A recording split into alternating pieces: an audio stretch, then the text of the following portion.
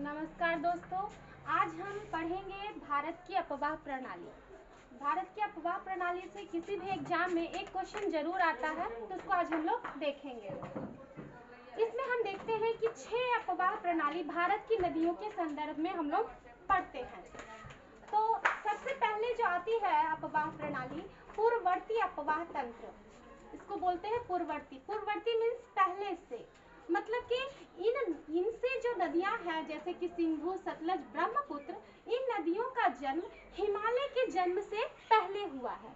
हिमालय पर्वत बाधा आने के बावजूद भी ये नदियां उस बाधा को काट के आगे बढ़ती चली जाती हैं और इसी को बोला जाता है परवर्ती अपवाह तंत्र। दूसरी हम अपवाह प्रणाली देखते हैं अनुवर्ती या अनुगामी।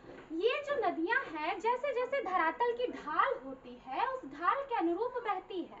जैसे कि गंगा, जैसे ढाल अगर नीचे है तो फिर नीचे चली जाएगी, ऊपर है तो ऊपर, तो ढाल के अनुरूप बहती है। अनुवर्ती या अनुगामी मतलब अनुसरण कर रही है ढाल का, धरातल की ढाल का। तीसरा हम देखते हैं परवर्ती अपवाह तंत्र। परवर्ती अपवाह तंत्र में क्या होता है, सहायक नदियां जो हैं मुख्य नदियों से समकोण पर मिलती है। समकोण 90 डिग्री का होता है। तो यहाँ हम देखते हैं गंगा नदी तो यमुना समकोण पर मिल रही है और यमुना की सहायक नदियां बाणगंगा, चंबल, बेतवा, केन, टोंस, ये सारी नदियां यमुना से समकोण पर मिल रही हैं। इसमें एक सबसे प्रमुख बात है, केन और टोंस नदियों को जोड़ दिया गया है भारत में नदी जोड़ो परियोजना के तहत। और बिहार में कोसी और मेची नदी को लिंक कर दिया गया है। ठीक है, कोसी और मेची नदी को।